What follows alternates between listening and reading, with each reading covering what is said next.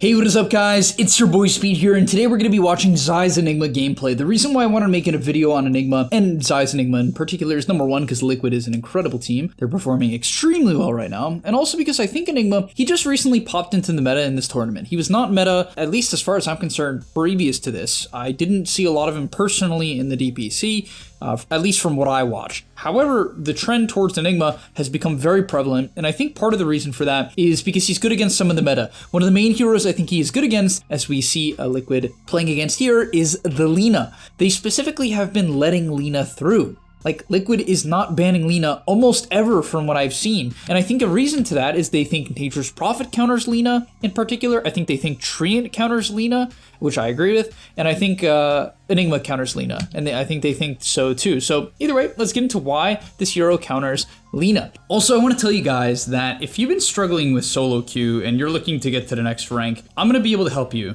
Like, literally with the gameleap website, I'm going to give you guys guides that are going to make it unbelievably clear on what you need to do. So if you've been stuck in the solo queue grind, you don't know what to do, and you want to become absolutely broken, but like actually you want to become much better at Dota, and you want to take it more seriously, the gameleap website is going to help you do that. So click the link down below. I'm going to help you get to the next rank, and I'll see you there. Alright, so he's starting off with 2 branches wand. This is personally my favorite build as well. It just feels really good to have wand for sustain, and this build gives you pretty high damage compared to some of the other Enigma builds. He is going to get semi-zoned off the early waves, and this is kind of the case with Enigma in a lot of the early game. However, what's important to note is what he does before the game. This is going to allow you to get off to a good start. You should never, and I repeat this, I really think you should never contest the rune as Enigma. What you're going to do is let one of the melee creeps through. That creep is going to go die first, and this is going to guarantee that the wave shoves in. Now then, he lets the range creep through and actually sacks it. I'm not sure how intentional this is, but then he lets go one of the melee creeps, and that will die off second. Because of this, the wave is going to almost completely shove in. The Lina is unable to pull creep aggro due to the separation of the last 2 melee creeps, and this is going to guarantee that ZAI gets a free wave close to under his tower. Not exactly under his tower, but close to under his tower. The Primal Beast puts an emphasis on blocking the small camp, and he's chilling, getting, at least attempting to get the last hits under tower. This is kind of the hard part, as he unfortunately does not get the majority of the last hits. Then he's going to ship out tangos and a mango, then eventually typically he ships out 2 more mangoes. We'll see if he does here. Yeah, he does. And the reason why is it's just good sustain. I think mangoes are frankly broken. I expect them to get nerfed in the upcoming patch. Otherwise, you should continue to spam buy them, at least 2 or 3 per lane in my opinion, for not every hero, but the majority of heroes. But yeah, then you're going to spam make Eidolons. Part of the reason why I actually think Silencer is not an Enigma counter is because Silencer is very bad against Enigma in the lane. Enigma doesn't really get pressured out by Silencer. Silencer doesn't kill Eidolons effectively, and so it cancels Black Hole, but that's about it. That's the only good thing, that's the only redeeming quality about Silencer against Enigma, and as I'll show you throughout this video, that's not even really the main selling point of Enigma. It's not really even a Black Hole hero. There's way more to Enigma than that. So from there, honestly, the wave's just going to keep shoving into you. Off cooldown, you're going to sack the range creep, and then you're going to queue up mana boots. Mana boots are just the best mana regen item in Dota right now by quite a bit, and so you buy mana boots. From there, he actually zones them off the creep wave with the Eidolons, occasionally denying them to make sure that the Silencer doesn't get any sort of last hits. It's very important that you move your Eidolons back a lot, and honestly in the early waves, you should basically not use them at all. When you're level 3, the attack range begins to go up. So Eidolon attack range is actually really bad at level 1, but as the ability scales up, it becomes a lot stronger, right? The attack range goes up significantly, so does the health, so does the attack damage. You'll see pretty consistently, the big reason why Liquid likes this hero is even though it doesn't dominate almost any lanes, in fact, it doesn't really dominate Lina, it can. I think Primal Beast is pretty horrible with Enigma in lane, and the reason why is Primal Beast is not the best control hero. Onslaught is like a 1-second stun. Yeah, it's a 1-second stun, and Eidolons kill people if they get stunned. But Primal Beast just isn't really that guy. It's a great Primal Beast game because they have very limited stuns in the early game, so the trample will eventually just dominate. However, it's not really going to get a lot of kills, so he's just primarily focused on playing defensive and looking for opportunities just to farm and do what he can. So they end up picking a kill on the Silencer eventually here with the level 2 Malefice. They'll take him down. It's very normal to see the Silencer feed, and this is why I really just think teams have the wrong idea against Enigma. I really think that teams are drafting completely wrong, and it's almost, I don't want to say it's like mind-blowing. It's not mind-blowing to me. I just can't believe teams are like putting this much of an emphasis on picking Silencer into Enigma. Because, I mean, I guess you can... Silencer is a pretty decent hero in the mid game. You know what I mean? I'll give you that. Like, outside of the Enigma matchup, like, it's just a solid hero. Or King Curse is a solid spell, as they're going to go for a bit of pressure on a Monet here. Summoning the Eidolons. Do they actually take him down? Oh, man. What a play. What a play. And that's what I was talking about with the trample, right? They have a lot of kill potential. Lina definitely does not like playing against Primal Beast, and now the Mana Boots come out. But as I was saying, like, the Silencer, it's pretty strong in the mid game, but I definitely feel like it's not the best response to Enigma. It does not protect Lina whatsoever. And if you pick a stun hero or you pick an Eidolon pressuring hero with the Lina, I actually think Lina can win this lane, which is why I just hate this draft. I really just don't like this draft from Astra, at least from a laning stage perspective. So eventually, once he hits level 5 Eidolons and the 5-minute cart is ready, he stops sacking the range creep and actually sacks aggressively. He should pop his Mana Boots a little bit faster here, but I guess maybe he's waiting to give it to Primal Beast. Okay, so he's waiting to give it to Primal Beast, just really being a team player there. That makes a lot of sense. Right. Primal Beast is a very mana-starved hero. His spells are very intensive in mana. But yeah, essentially once the cart comes up, you try to make 6 Eidolons and take the tower. That's the gist. In some lanes you can't, and in those lanes where if you feel like you can't take the tower, just continue to deny range creeps, right? Don't feel too bad about it. Another thing that Enigma wants to do constantly throughout the game is side pull, because early on, you can't really farm the side pull without your friendly creeps. I mean, you can, but you're gonna tank a ton of damage. It's very inconvenient. It doesn't feel good. As he queues up, he doesn't actually buy a Midas, does he? No, he doesn't. But either way, yeah, you're looking to get the 6 Eidolons. If the lane is hard, you focus on denying the range creep and side pulls. When you side pull, you can farm the side pull, and you can just continue to basically deny creeps from the enemy and grief their lane. From there, ZAI'S going to take the tower, look to push in the creep wave. Does he actually block a camp? What is he doing here? Is he scouting them out? Oh, what is he doing? Oh, he's like jungling deep jungle camps. Huh. Because he could have jungled the camp to the left. I don't really know exactly why he's jungling this camp, as he is actually going to fall. Does get ganked. All right, so joke's on you guys. He's actually buying a Midas, which is pretty insane. This definitely leads me to believe that they had a very clear game plan for this game, which is just keep the map open and farm. That's pretty insane. He's like, it's funny because this used to be the build on Enigma. Like this hero would almost strictly buy Midas. It was like just play for the late game. That was the whole concept of Enigma. Things have really shifted away from that. But yeah, he picks up a Midas and he's just looking to scale as he's gonna largely just jungle here. So one thing to keep in mind about Enigma is you definitely, with the mech timing, can get active. Of course, if you're gonna buy Midas like ZAI does this game, you want to be focused on pushing inside lanes. His Venge actually got ganked on the top side of the map and he TP'd bottom to push out the creep wave. Right, so definitely putting an emphasis on primarily farming and hitting his timings. However, you'll see as an engagement breaks out here, he considers showing up. Right, maxed out Malefice is one of the strongest abilities in Dota. It really is. It's only a 14-second cooldown. It does 300 damage, and it stuns for 3 seconds. It's very, very, very powerful. So when it comes to team fights as Enigma, you tend to not want to get gone on. It's definitely a hero where you want to show up to the fight somewhat late and look to basically counter-initiate whenever they go on your teammates. So in this case, I believe Mickey has Axe here. Yeah, so the Venge has Axe, so she's just kind of killing herself to bait, right? She just wants to set up for a fight. And what he's going to do is just kind of walk over and look to follow up with Malefice. In pubs, people will overcommit. In those cases, if someone hardcore overcommits, you want to lead with Malefice and just put your Eidolons on them. It's very simple, as we'll see this here. He does have 1 point in Midnight Pulse at this point at level 10. By the way, at level 10, he actually took 12 Eidolon attack speed. I see every Enigma player do this, and you kind of just have to. It lets them split faster, do more damage, and it's your farming pace, right? It's just way, I mean, even a black hole per second seems kind of good. It's 200 extra damage, which is a lot. Like, don't get me wrong, it's a lot. It's just not the main concept of the hero nowadays, especially when you're going something like Midas Greaves, right? You're not playing around black hole at all, right? These items don't help black hole. So yeah, it sets up with the Malefice. That's going to take out the Tiny. It's a 3-second stun at the end of the day, right? It's just, I don't think people realize it. Yes, it's in intervals, but like, who cares? You know what I mean? In the early game, it's not getting dispelled by almost any heroes, so it just destroys heroes as he's going to pick up the Greaves. Does go for a pretty funny pull here. Notice how he pulls the small camp. Like, these are the types of plays that I really think set apart the pros nowadays, which is just like being really heads up about wave control, right? Where is the wave and can I pull it back just by using the large camp? And I rarely see this. Like, this is very, very uncommon as he pulls the small camp just to make sure that he can once again farm, right? So what this is going to do, even though it's not going to deny the creep wave, is it's just going to allow this creep wave to shove in, right? And then he's going to potentially be able to farm it. I guess because of the cart, it's actually not going to do much here. So in this case, it's not, okay, it's not too effective in this case.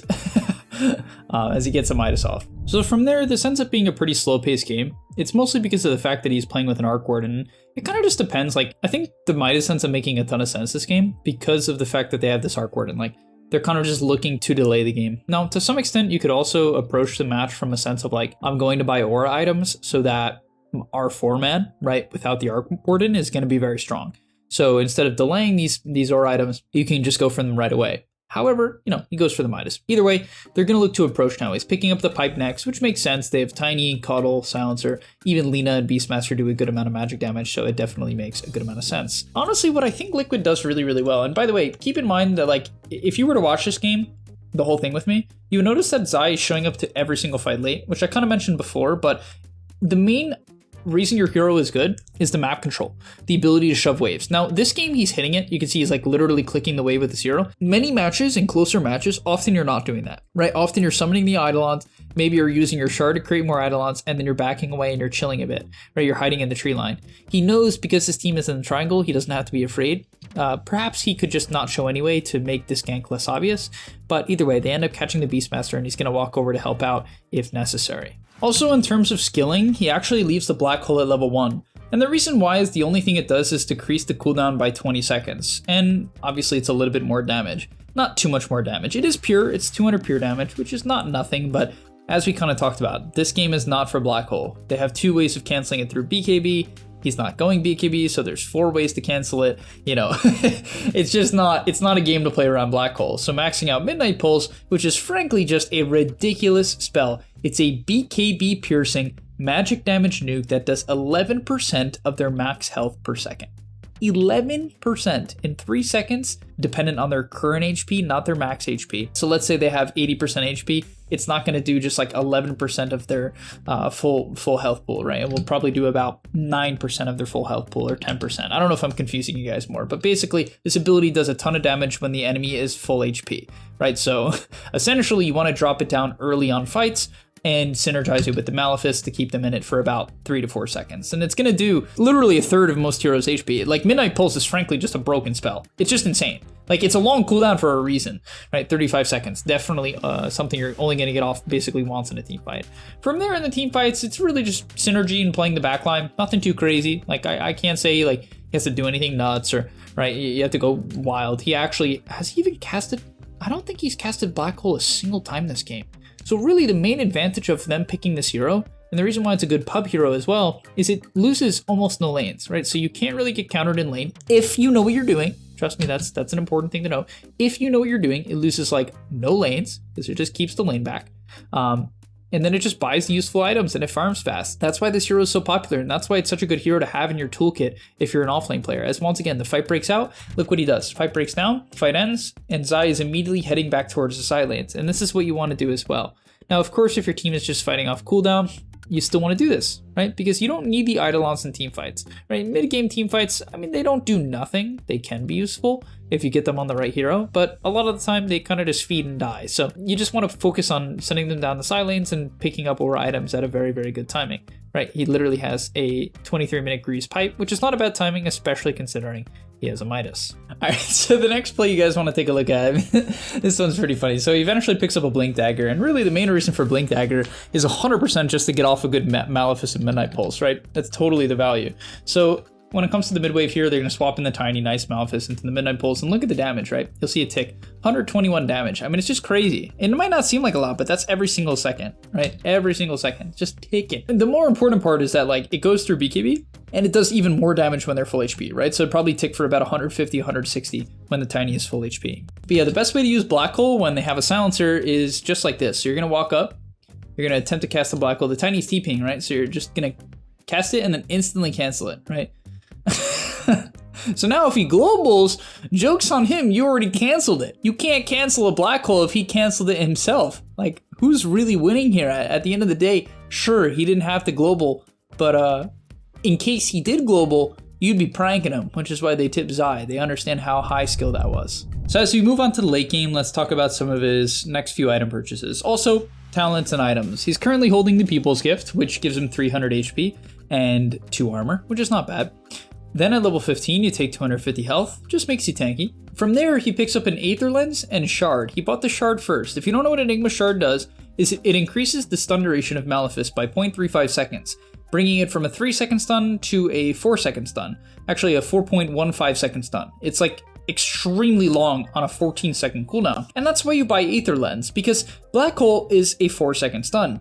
Malefice is actually a longer stun. Now, to be fair, it doesn't do pure damage and it's not AoE, but you get the point, right? You get the point. It's a low committal, really high duration stun. And that's why this hero is so valuable. It gives you a good lane, pushing in waves, and then when you get towards the mid late game, it's just a 4-second stun. Now, the downside is it's dispellable. I will admit, obviously that's the problem. It does not, work through BKB. They're going to get their BKB off. However, as this fight breaks out, all he has to look to do is play the outside and get off a decent Malefice. He ends up going for... do they get off the... Oh no, they don't get off the global. Oh my... So this is not really... I'll keep it real. This is not really how this build is supposed to play out. This is definitely just insane, and I mean insane, situational awareness from ZAI, because the average execution of this build here is stun tiny, put down midnight pulse, and then kite out. And then you pop your, your pipe and your greaves. You kite out, you wait for your next Malefice. He knows that because Silencer's getting gone on, there's no global if, he dies. And so he can hit a 4... And the Aether Lens increases blink cast range, which, by the way, you can go blink after this. I mean BKB. Like, your team can try to target down Silencer, or if there is no Silencer in your game and you go this build anyway, which I do and I recommend. Even if there is no Silencer, I still recommend this build, or Rubik, still recommend this build. But yeah, you can hit a 4-man Black Hole, which is definitely something. And that's, that is, yeah, well. That's not how this build is supposed to play, so unfortunately this video is extremely backwards now. But yeah, that's why Enigma is such a crazy hero, you know what I mean? Like, you can just be the stun guy, or you can hit a 4-man Black Hole even with no BKB. And next, he actually ends up queuing up an Octarine Core. Unfortunately, I believe the game ends here, but yeah, the Octarine Core is incredible. The reason why is it's more pipes, more greaves, more blinks, more stuns, more Malefice, more Midas, more Eidolons. It's just straight up crazy. And by the way, at level 20, you take Eidolon damage. You do not take, even though Midnight Pulse Radius is an incredible talent, Eidolon damage is just way better with this build, because eventually you're going to go Octarine. Then at level 25, you're going to take Demonic Eidolon conversions, right? So you're just going to get more Eidolons. But then on top of that, when you stun someone, every single time they get stunned by Malefice, it creates an Eidolon of them. This Eidolon then hits for like 80 damage. So the Malefice, you get 3 more Eidolons per stun. You can use those to push in side lanes. You can use your regular Eidolons to push in side lanes and take towers. The amount of map pressure you put into the late game is straight up insane. Like, I cannot stress this enough. This hero scales like a beast. It's an early game menace because of the auras, and then it just scales because it's Enigma, right? It's a 4-second stun hero with a BKB piercing nuke and Black Hole and Wave Shot. Like, it just does it all. So if you're wondering why Enigma is a good hero, it's been a good hero for a long time. It's been one of those heroes. Like, Enigma has been an X Factor hero for a long time. It got nerfed really hard, and so it kind of fell off because people just gave up on it. But it's been good. It's been good. People are realizing it's good. It's good against the meta. It does what you need it to do. It's a Greaves buyer. And yeah, that's why I want to talk about a little bit about Enigma today. I know this isn't like a super flashy video. It's not a pop-off game, but that's not the point of Enigma. It's this really solid rock of teams that just keeps the waves in, gives you map control, gives you a stun hero, gives you team fight, gives you good laning. It's just beautiful. But all right, thank you so much for watching. I'll see you in the next one, and I'm out. Peace. And that's all, but remember, before you leave, before you tune out, subscribe to the GameLeap website, where we are going to help you get to the next rank. If you're stuck, click the link down below, and I'm out. Peace.